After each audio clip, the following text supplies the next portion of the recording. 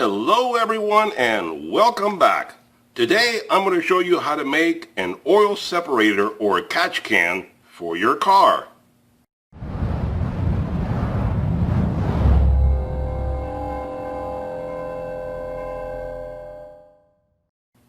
Okay, welcome back to the channel. And if you're new to the channel, how about hitting that subscribe button so you get notified every time I produce another video, whether it be a DIY project, home repair, auto repair, tool review, tool repair, tool restoration, whatever I do, I'm sure you'll enjoy it. Anyway, so today's project is I'm going to show you how to make an oil separator or catch can, as they call it, for your vehicle. You can use this in any kind of vehicle, car, truck. I think even diesels would be beneficial to put this on there, but you decide. I'm going to tell you how to make it and what it's for, and then you can go from there. So to start off, I'm going to give you a brief description of what a catch can is and what it does, because I've had several people ask me to explain what this is, what is the purpose of it, and why they need it. And then I'm going to show you how to make it. So a catch can basically is something that goes between the PVC and the intake manifold of your vehicle. The reason for this is that inside the motor, no matter what motor you're talking about, the moving parts inside the motor generate a lot of air movement, and therefore you generate a lot of air pressure. Now the pressure has to go somewhere or the motor would blow up. So generally there's always an escape, a way for the air to get out of the motor. In the old days, this was just vented out into the atmosphere. But later with emission regulations and so forth, that is not allowed anymore. So currently you have the PVC system, which is passive crankcase ventilation. And what happens is the air from the motor escapes out through the PVC and goes into either the carburetor or the intake manifold of your fuel injection system. And this is perfectly fine. I mean, it's just air going in there, right? Well, that's what a lot of people think, but it's not. The problem is that as the motor heats up and all this air is generated inside, well, remember, the motor has oil inside of it as well. And that oil is sloshing around and moving around inside there.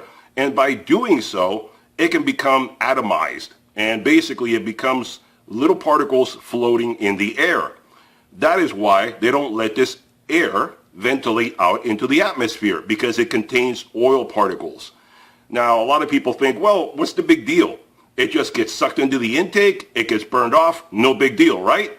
Well, yes and no. I mean, a lot of the air and oil particles do get sucked in and burned off, but a lot of it does not, because the oil is just slightly suspended in air momentarily, but and also because it's hot. Remember, the motor itself is running very hot, right? So it heats up the oil and it atomizes it. But the minute the oil cools off, the air will keep on moving and the oil falls out of suspension and it becomes an oily, goopy mess. That's why you see your carburetors get all gunked up, your intake manifold gets all gunked up, your throttle body gets all gunked up, and you got to keep cleaning it all the time because of this oily residue. The air from the outside does not have any oil in it. This is the air from the PVC system that is clogging up your intake manifold and making it oily and dirty. So by putting a catch can in there, what you're doing is you're giving a way for the air to slow down before it gets to the manifold.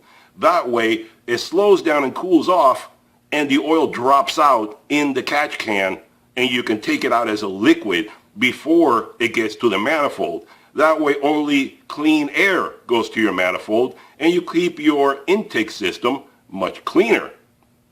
Now this will benefit any motor, all motors, but most importantly direct injected motors, because direct injected motors have a tendency to build up an oily, gunky, hard, crusty mess behind the valves and prevent the valves from closing properly. And just a tiny little gap in the valves will give you blow-by problems and make it seem like the engine is having problems, like a blown head gasket or something.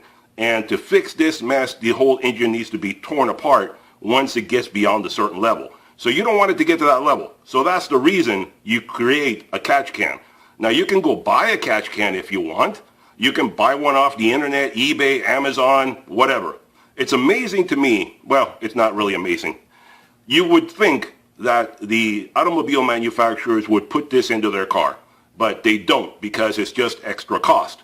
And they figure either it doesn't matter, the car will get messed up and they make money off the repairs, or you can get it yourself, in the aftermarket. So they really don't care. So I'm going to show you how to make one at a nominal cost with easy materials that anybody can buy. And that's what I'm going to tell you first off.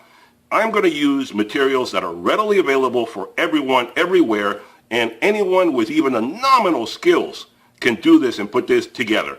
If you have greater skills and you want to make it even better, I encourage you to do so. If you want to make it out of different materials and go beyond what I'm telling you, I encourage you to do so. That is perfectly fine. That is the whole spirit of the thing. I'm giving you a baseline. You can go beyond that if you want to. So let me get set up. I'm going to show you exactly what we need. Okay, so these are all the materials you're going to need to make the catch can. And this is nominal expenditure. This is stuff that is available everywhere. Everyone should have access to this. And you can cut it and shape it and create the catch can that we're going to make with nominal tools. That's why I selected all this stuff. Low expense, low skill level, easy for anybody to do. So this is a 2.5-inch PVC pipe, which you can get anywhere. If you don't want to go 2.5, the lowest, I would say the smallest you can go is 2 inches, but you can go 2.5, 3, whatever sizes are available for you. That is not really a concern. I'm going to show you how it works for just about any size, but you can't go below 2 inches because there's just no room for you to work. So let's say 2.5 PVC pipe, a couple of caps for it because we want to close off the ends of it, a couple of, I prefer to use elbows, 90 degrees, but you can use straight ones if you like. If you wanted to go in straight like that, that's perfectly fine.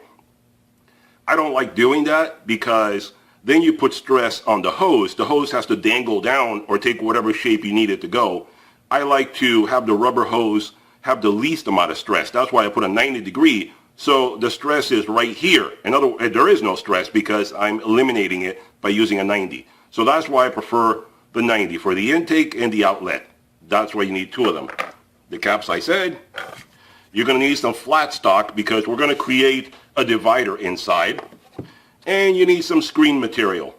Any old-fashioned old screen material will do. You don't need to go out and buy this. Any scraps you have lying around will do just fine. I've seen people use Brillo pads and things like that, but I really don't like to use that because I'm afraid that may break down inside the catch can and cause engine problems. And the only reason you're doing this is to allow something for the oil particles to hit it. As the air goes through it, the air will continue going out the other side, but the oil will be slowed down enough that it'll just drop out to the bottom of the catch can. So that's why we put this in here. So what we're going to do is look at it this way. We're going to create a situation here where you have something like this, and you have air coming in one side, goes into the catch can. You're going to have a divider in the middle.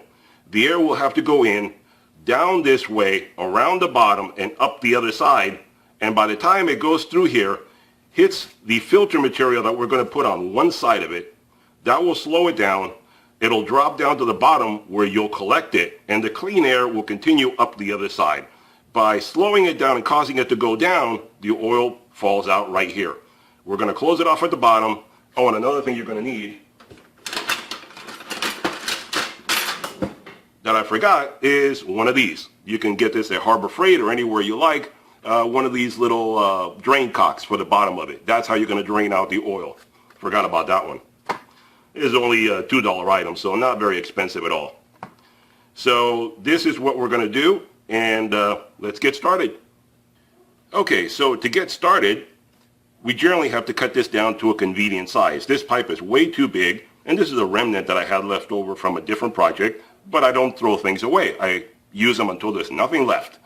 So what is a convenient size? You can choose what size is best for your vehicle depending on space limitations and so forth, but I have found, I think 7 inches is about an appropriate size. If you want to make it longer, go right ahead. shorter, I'm afraid if you make it too short, you're not leaving enough room for the air to slow down inside. Remember, these caps are going to go all the way in here.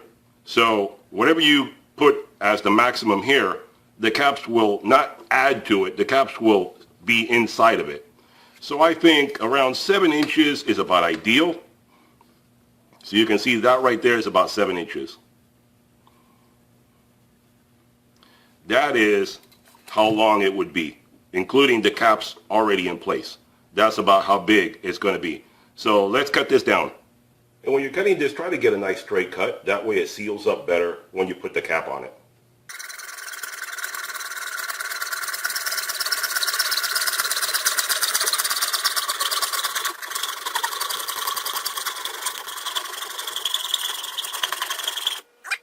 Now after you cut this stuff, be sure to deburr it. See how you got all the rough edges and the plastic burrs and stuff in there? You don't want that getting into your intake. Okay, it may not cause any problems, but just to be safe, don't do it. All right?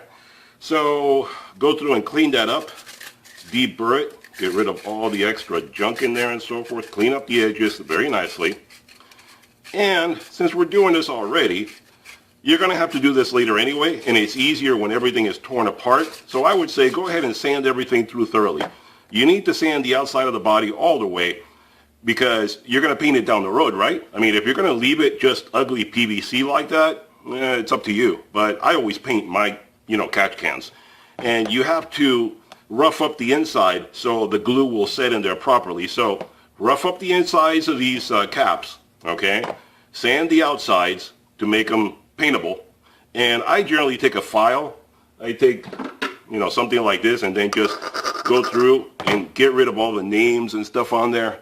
You can see how it has the name protruding out of it. I don't like that. I like to have a nice smooth finish to it. So I take all this stuff off and leave it with a nice clean look. So that's what we're going to do. And these guys, try to get one that fits the hose in your car, but that may not always be possible.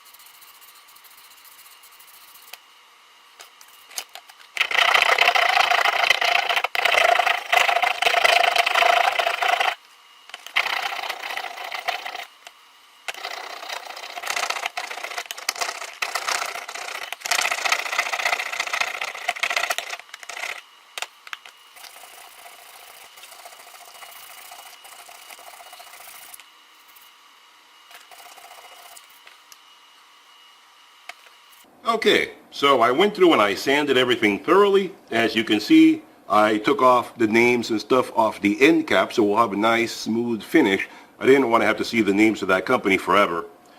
And sanded off the tube part, sanded off these guys here, and here's the original. Here's an original. I have a spare one. Here's an original, and I sanded it down to this so it'll fit into my hose better because this one is too big. So sanding it down, that'll fit into the hose much, much better. So I'll probably return this because I don't need it anymore. So these are my two that I have set up, the two caps. Now, I was going to say, the outside, remember, you're sanding it for aesthetics because we're going to paint this down the road. So sand it, I guess you can start off with 120, 150, somewhere around there. Finish off with like a 220. You can go crazy and go 300, 500. It's not necessary at this point because you're going to put a primer and paint on top of it later. So when you primer it, you can always sand that smooth and then primer again, sand it, and then paint it. So there's many different steps remaining. You don't have to go crazy here. Same with this. 120, 150, 220, finish it up. Now on the inside, remember, you're going to rough this up. So you can use 80 or 100 on the inside and leave it alone. Leave it rough. You want this rough because when you put it together, and you want the lip here rough as well. When you bond these two together, you want it to be rough so it'll give you a nice tight seal when you put the glue on it. And that's one thing I was going to explain. I didn't itemize this at the beginning, and I figure it's easier to do now while it's all in pieces instead of when I put it together. So just to give you an idea what it's going to cost you to do this, you're looking at, you can get a pipe of this stuff, maybe like an 8 or 10 foot pipe for like $2, $3. I happen to have this one lying around, so it cost me nothing. These were like 75 cents a piece, so you're looking at $1.50 here. These were like $1.20, $1.30 each, so you're talking a couple of bucks here, not even $3. This was about $2.50, $3. You can look it up on the Harbor Freight website.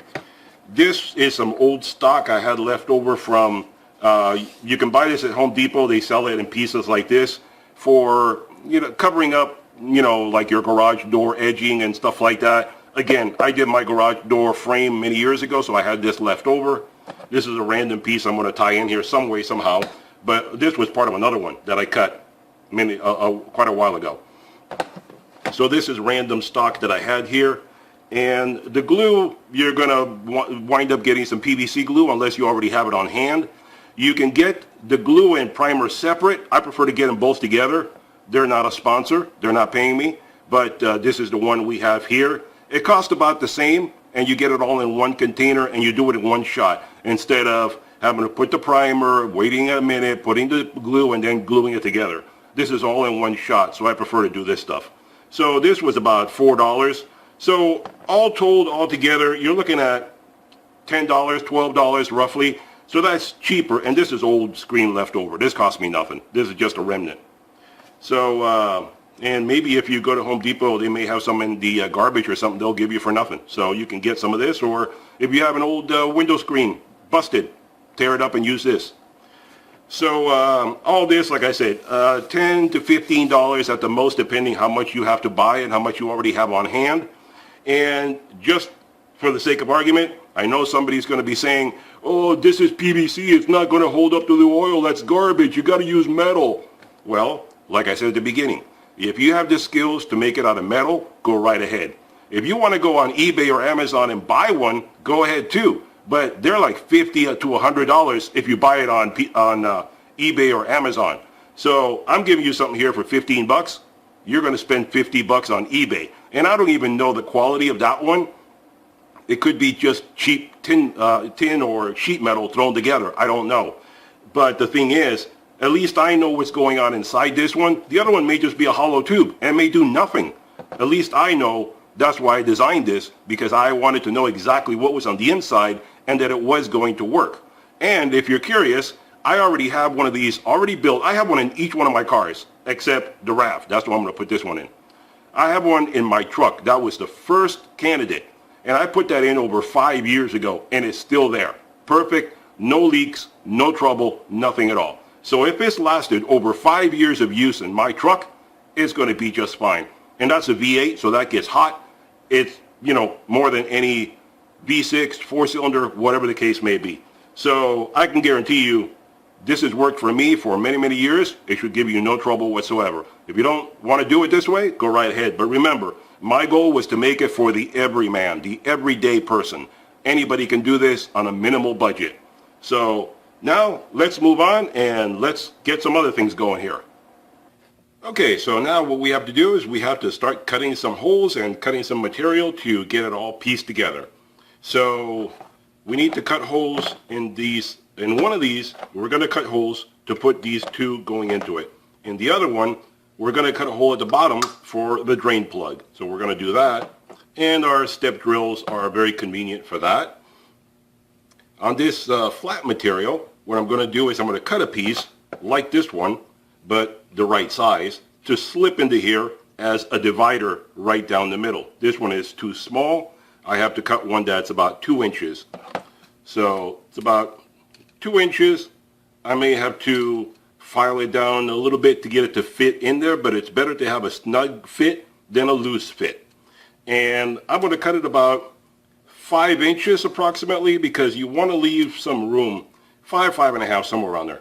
You want to leave some room for the air to go down and around and back up. You don't want to go too far down. Remember, you have to leave room down here for the oil to settle. So we're going to cut it 5.5, I don't know. So let's cut this first at 2 inches. So let's get cutting. Okay, we're going to drill a hole in each one of these end caps, both of them. One of them is going to be for the drain cock, and the other one is going to be for a screw to secure the center divider. Even though I'm going to glue it on the inside, I still prefer to have a physical fastener to make sure that it cannot come undone anytime down the road. So one of them is going to be a small hole, a pilot hole for a little screw, and the other one will make it bigger for the drain cock. The easiest way I find to do this, you can try to find the center up here and try to see if you can get it right smack in the middle. But that's difficult to do because, you know, the shape of it.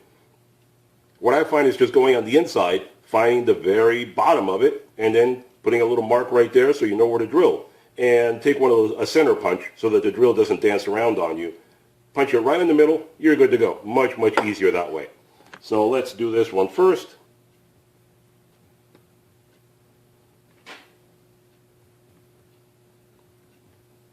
Get it right on that punch. Ooh, it slipped out of there. Put it a little tighter, not too tight, you don't want to break it. Put it right on the mark that I have,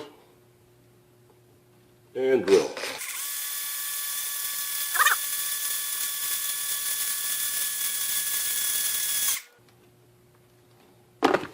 Do it gently because you don't want to break it and you don't want to go too far. Plastic is easy to drill through and you don't want to go all the way through. So see right there, we got a hole right smack in the middle. Yep, that's pretty much right in the middle as far as I can tell. And it's easy just to do it from the inside, right at the bottom. So that's one little hole, and that'll be for a little screw. Let's do this one now.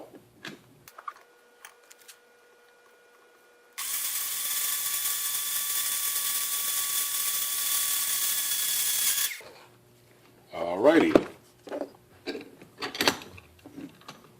So clear that out of there. And now we can turn it over and do it from the other side. Again, right smack in the middle. So now we'll turn it over and try to do it from this side.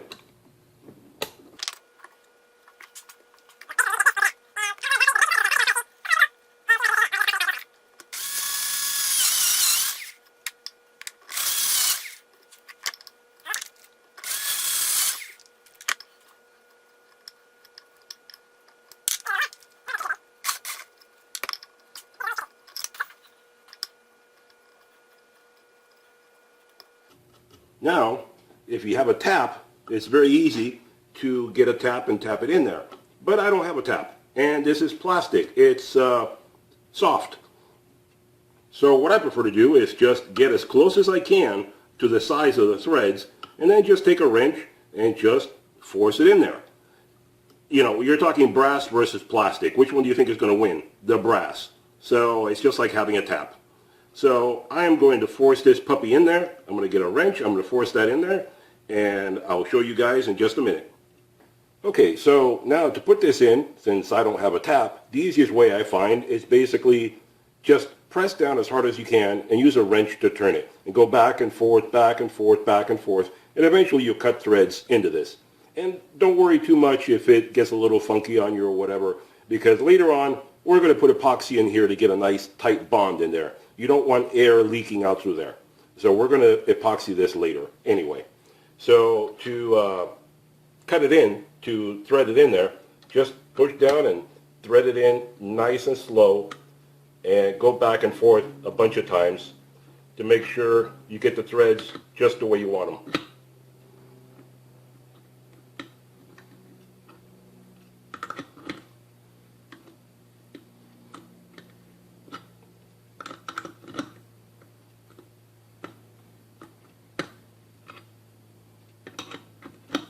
And you don't need to put any oil on this. This is plastic. This is not metal on metal. So you don't need to use any kind of cutting oil or anything.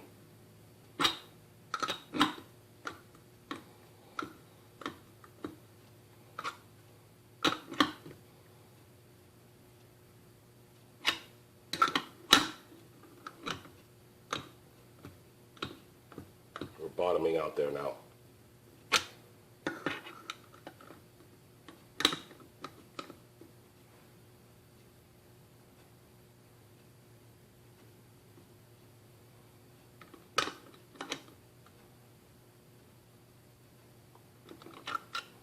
And we're bottomed out.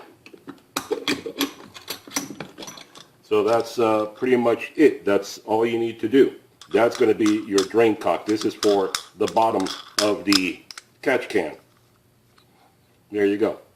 Closed, and then you open it, drain out the oil, and you close it back up again. Easiest way I have found to do this. Okay, so now what we need to do is cut this piece right here. So I'm gonna put it facing me so I can see what I'm cutting, but we need to cut this piece out right here.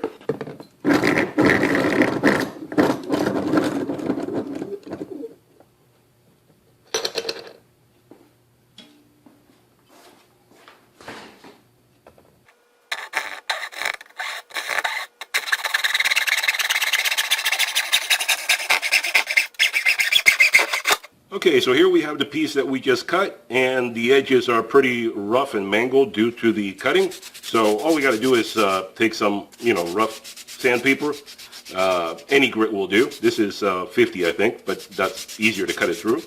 And all you want to do is just clean up the edges so you don't have any burrs or anything that'll get into your motor.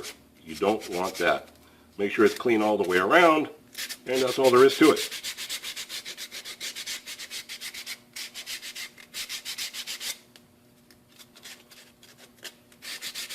Okay, so this is ready to go inside, and you can see right here, it slips right in perfectly. I calculated that perfectly, so it slips in too perfect. I should have made it a little bit bigger so it would stick harder to the sides, but that's all right. That doesn't really matter.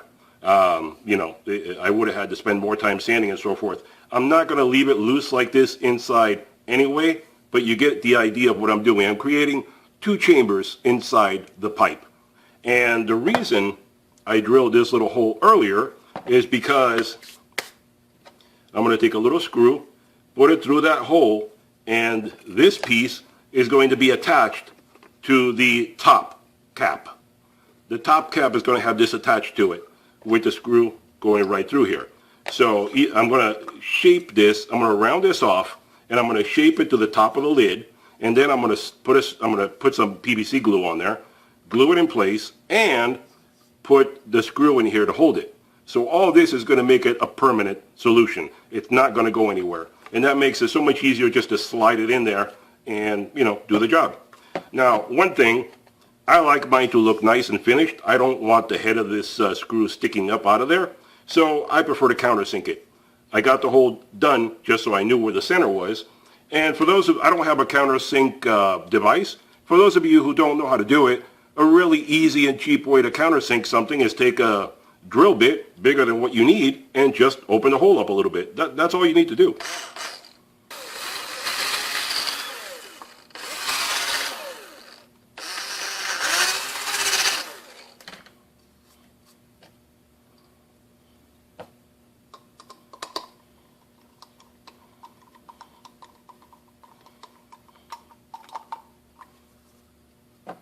There you go. So it's pretty much flush. I will probably countersink it a tiny bit more, but you get the general idea.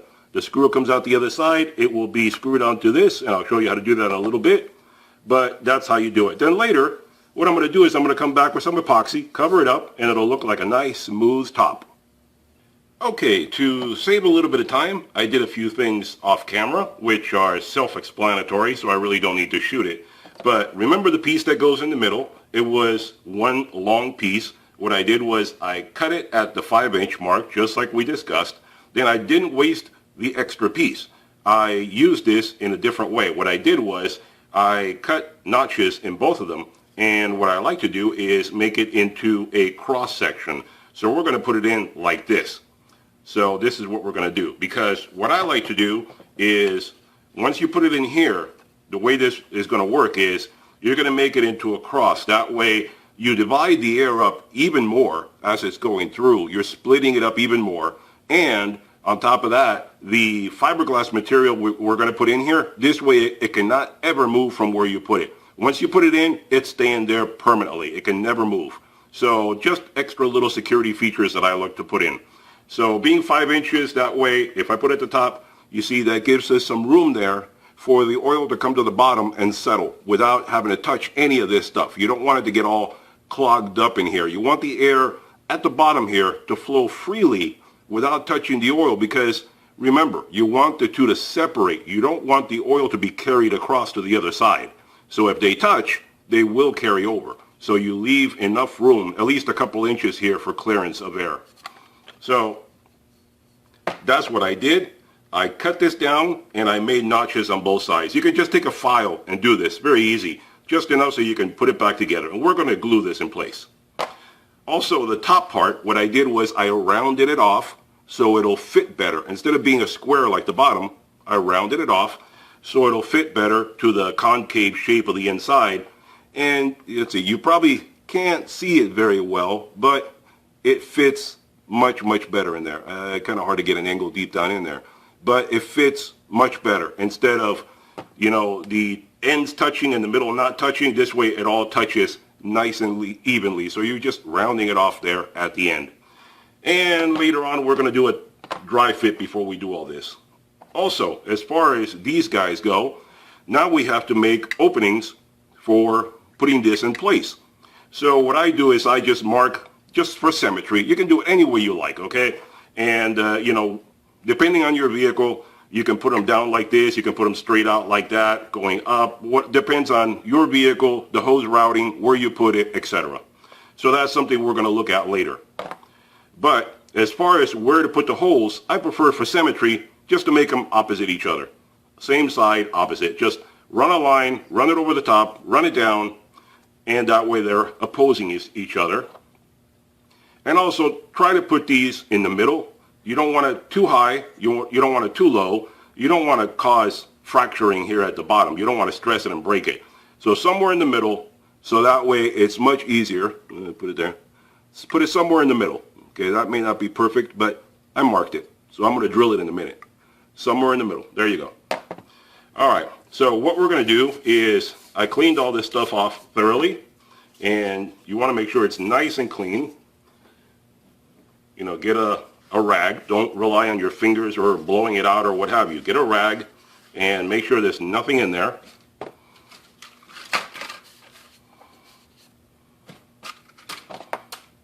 And what we're going to do now is we're going to glue the top part onto here, because when you drill this, it's going to go through this and this. So you don't want to waste your time having to drill the two separately. So just put it on here and you're going to drill it, and we're going to attach this later.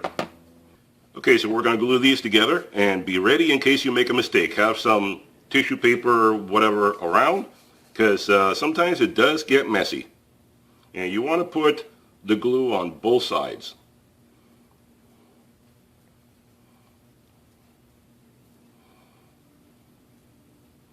It will get messy. Don't worry about it. We can clean it up afterward.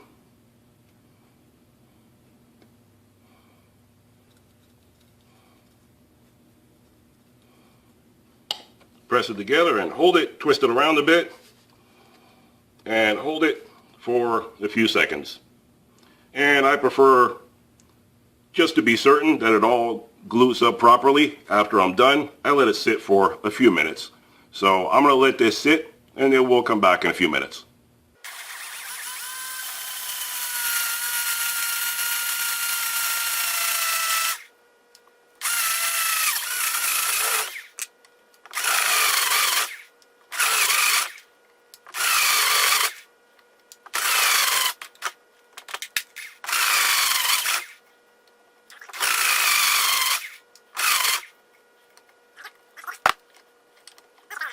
Okay, so now I do the other side and back to the bench. Okay, so we drilled out the holes on both sides and we tapped it. If you have a tap, that's great. If you don't have a tap, then either try to force it in by force, manually, just try to force it in there until you cut the threads, or get a big screw or a piece of pipe, anything that will match your thread so you can create the threads in there to thread these guys in, depending on which size you get, because every car is going to be different. So get whatever matches your car. You'll have to thread this in accordingly. So, you know, this is 1/2 inch, I think, pipe thread. So I got a piece of pipe, threaded in there, and that created the threads for me. Easy enough. We don't need this right now. You can take them off. I just wanted to show you basically what it would look like. So let me put it back in. And that's what you should have at this stage right now. We're going to take these off. We're not going to deal with them at this moment.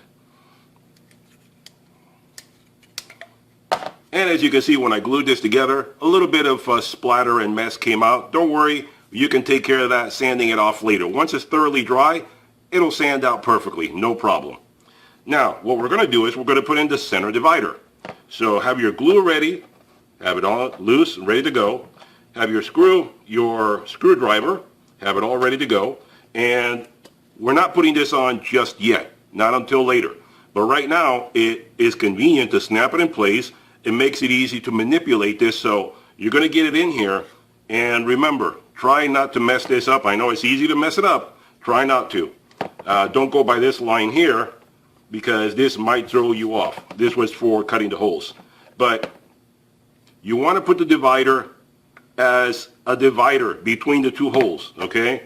The two holes are right here. Let me thread this in loosely. You want to put this not like that.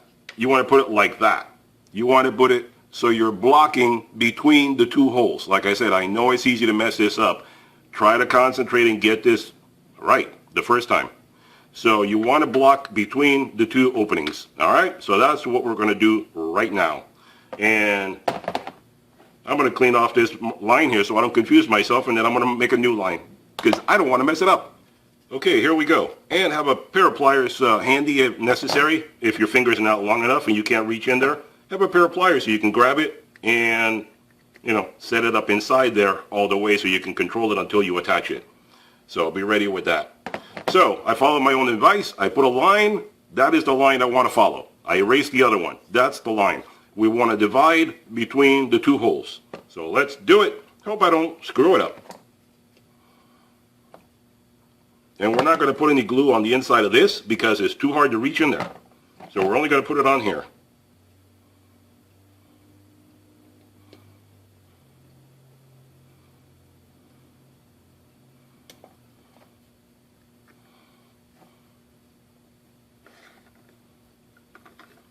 And there we go. Almost messed up. No. How are we doing this? Wait a minute. How am I doing this? There we go. Got to follow that line there.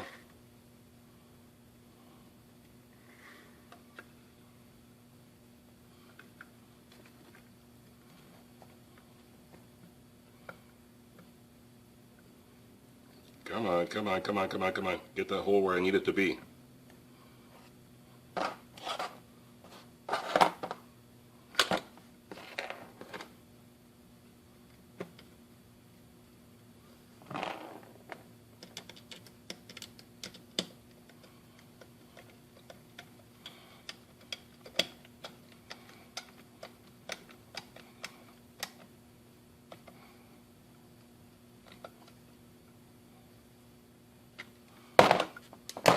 And there you go. Make sure that it is as a divider. You got to divide it up. And get the divider, this extra piece out of here for now. Straighten it out if you want to. Make any adjustments you want right now before it dries up. And you should be good to go.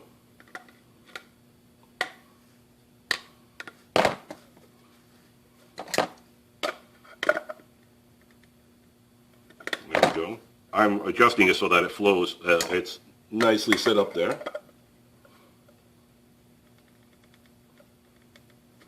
So that it grabs the top. You can see in through the side here. That way you make sure that it grabs the top the best angle possible.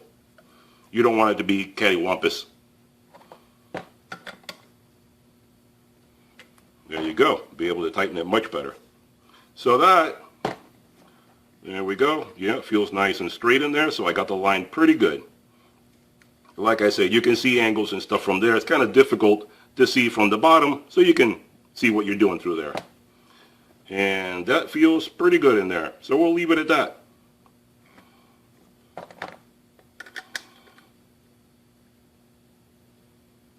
Put it as tight as possible, and that'll bond to the inside and have the physical attachment.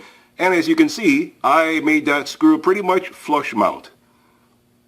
So you can't see it. I'll go through later with a little epoxy, cover it up, sand it off, and it'll look like it's not even there. You won't be able to see it. Okay, we're making progress. We're getting closer and closer to an actual catch can. Now, one thing you want to do before you start closing things up and forget how things are put together, doesn't matter at this point, so we're going to do it now, is I find it smart, because you never know if you're going to need to take this off or not. You want to be able to mark the direction of airflow. Goes in one side, out the other. So if you have an engraver, that's great. If you don't, I suggest using a sharp object or something like that, like a chisel.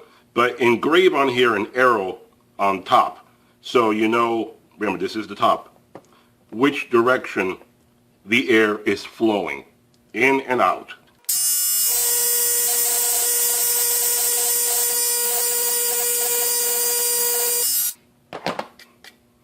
Okay, there you go. I did that one, and I'm going to do this one right now.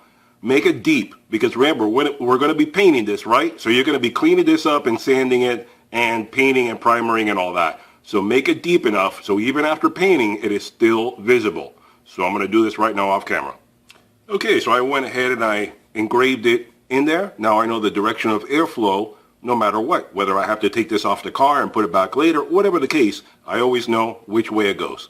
So now, and I cleaned it up with some sandpaper. Also, a Dremel tool will work just fine. So engraver, Dremel tool, chisel, sharp object, whatever you got. Okay, so now we're going to put the screen inside. Now this is just too much. I don't want to ball it up and have something too big in there. I don't want it to be too much. I don't want to cause an obstruction. So let's see. Let's cut a little bit of it off.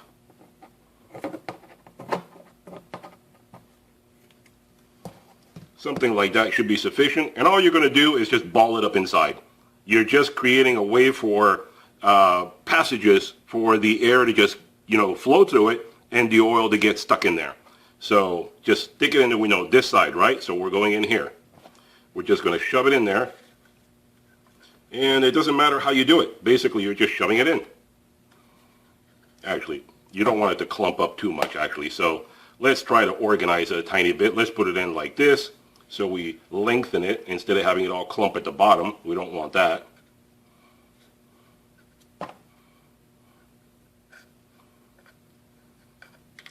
So this way you can see it through up here, and if you need to, you can always, put something in here and pull it up. That way it's all the way from the top to the bottom, stretched out, and, not clumping in one spot or the other. You don't want to clump at the top or the bottom or in between. Stretch it out in between the whole place. And then what we're going to do now is we're going to glue the divider in place. So get your glue and stuff ready, and we're going to do that right now.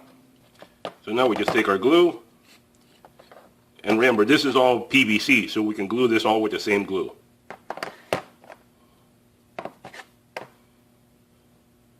And try not to make too much of a mess. You don't want to have a lot of clumps of glue inside here. Can't reach in there too well, so we'll rely on this one here.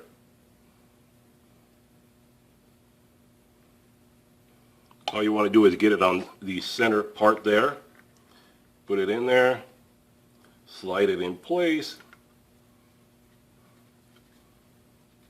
and that's it.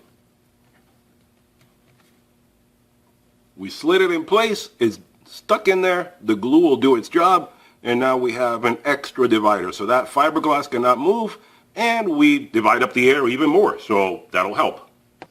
Okay, now what we're going to do is I'm going to mix up some 2-part epoxy, and I'm going to do the 2 parts that we need at the same time. I'm going to use this in 2 different ways. One as a sealer for the drain cock at the bottom. Now, I recommend using a 2-part epoxy. This is just an inexpensive epoxy that works on plastic. That's what I recommend. I do not recommend using the PVC glue because I have tried this before and it will not bond properly to metal. The epoxy will give you a much better seal between the metal and the PVC. This will not. Don't use this. And also I'm going to use the epoxy as a filler to fill up the top here, so I don't need to use Bondo or something like that. The epoxy, once it dries, can be sanded smooth and you won't even notice the screw is there. So I'm going to mix them both up and do it at the same time.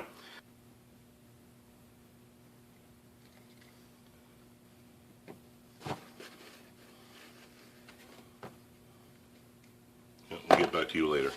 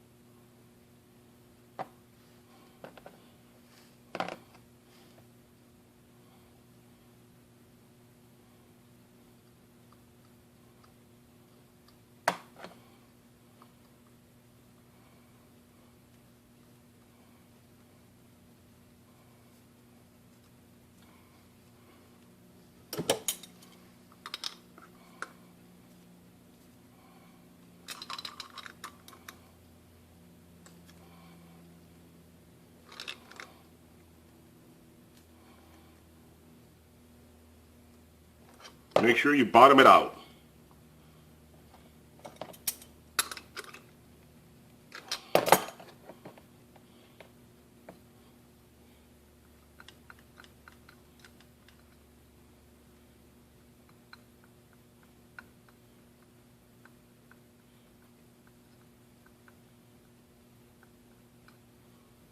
So put some epoxy around the threads on the bottom and then clean it up quickly around the part that needs to move. You don't want this to seal up your drain cock. You just want to get it on the threads at the bottom, not on the drain cock moving parts themselves.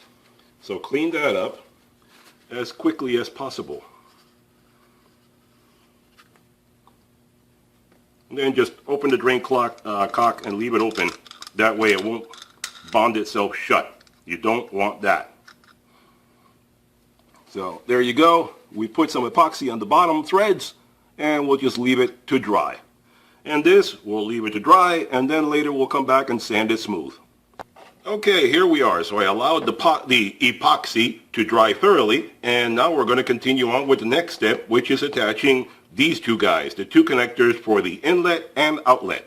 Now I hope you determined by this point what direction you want these things to point. You should have mocked this up in your vehicle and figure out how you want it to point because we're going to bond these in place. So after this, you're kind of stuck with it. So, figure it out before you bond it. And we are going to have to bond it because you don't want air gaps and air leaks in here. So I don't know if these are PVC, ABS, regular plastic, what they are. There's no specification anywhere on here. I couldn't find anything at the store. So since I don't know what they are, I'm not going to use the PVC glue because I don't trust it to do a proper bond. So what we're going to do is mix up some epoxy, two-part epoxy. The two-part epoxy always works the best with just about everything I've used it for. So we're going to mix this up and put it in there and it should do a good job.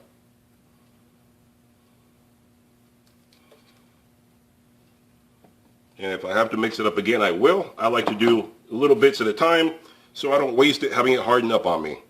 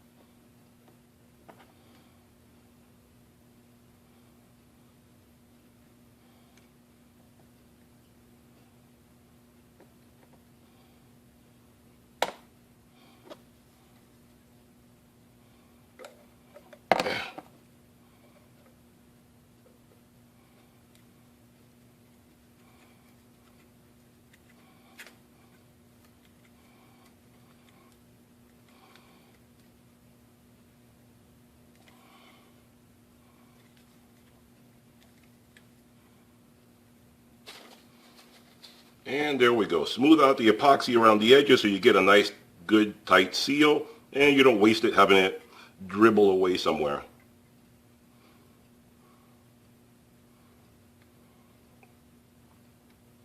You want to get a good seal before it dries up.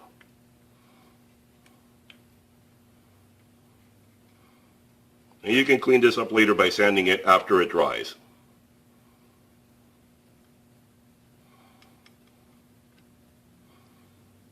And since I have some extra, I'm going to put some around the edges of the outside of the bottom piece. I got extra, instead of throwing it away, may as well put it to good use.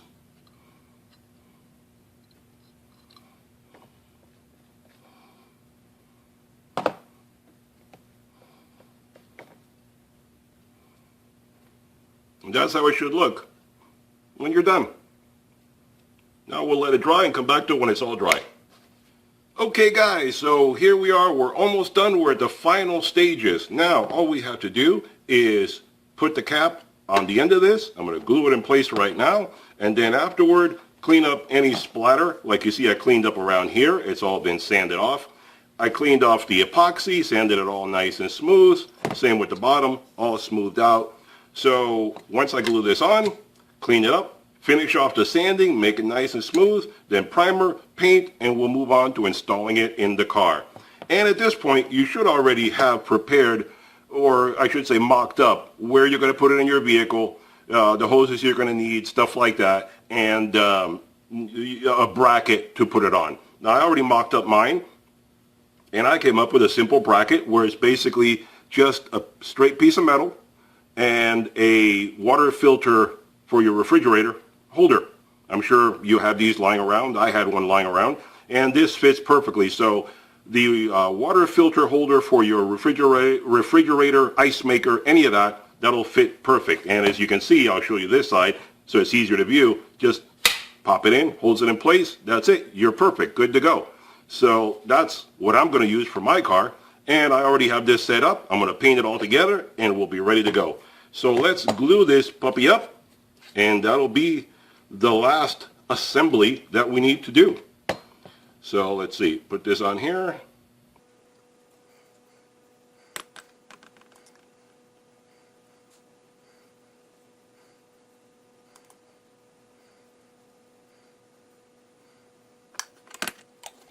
Push it together, twist it around so you get a good bond on there, and then it's already holding.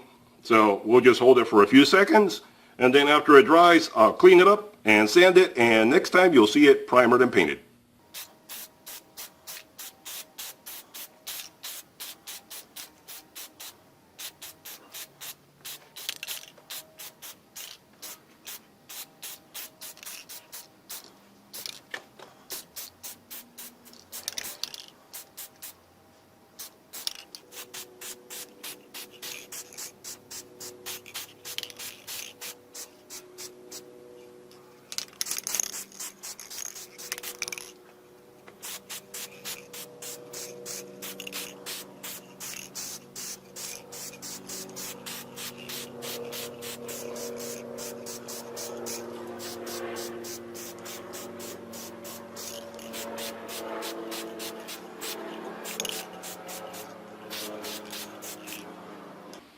Okay guys, so here we are with the finished product. This is what the catch can should look like at this stage. So I already have it all glued together, cemented, bonded, whatever you want to call it. So it's all sealed up, ready to go. I painted it black because I like black. I want it to blend in to the engine compartment. I don't want it to stand out. If you want yours to stand out, or if you have a certain theme going on under the hood of your car, go ahead and paint it whatever color you like. But this is the color I chose. Here's the bracket that I made to hold it. I have the hoses ready. Let's go into the car and install it. Okay, so here we are under the engine compartment, and I took the cover off the motor, so that's why you see the plastic missing there. And this car is very convenient where it has a stud coming out of the back there. Let me move this. It has a stud coming out of the back right here, so I just put a nut, put the bracket on there, and a convenient place to just hang the catch can right there. Here's the PCV right here, and it goes, this is the original hose, and it goes straight down into the intake right there. So we removed this hose. I already installed the bottom one because I really had to fight that. This car is a little funny in that the PCV and the intake are two different sizes. So I've used two different size hoses here to compensate for that. This one here was always a little on the loose side. So now it won't be. Now it'll be properly sized. This is the one that I got. That'll go into the PCV right there, nice and snug. It's the proper size. Into the catch can, out of the other side. That's why I have the arrows up here. And or down and around and into the intake right down there. So there you have it. Now it's all installed. Let me put the cover back on and I'll give you a finishing shot. Okay, there we go. There is the finished shot of the installation of the catch can. The cover is back on the motor. The hoses are all connected. The catch can is in its proper place. And as you can see, this looks like OEM. Looks like it came from the factory that way. To someone untrained that doesn't know what I did here, they would think that is an original product from the factory. And that's the way I like it to look, OEM. So right now it looks a little bit glossy and so forth, but over time it'll lose that gloss and it'll become more of a satin finish and it'll blend in more perfectly as time goes by. So there you go. I hope you learned something from this video and I hope you enjoyed it. If you did, give me a thumbs up.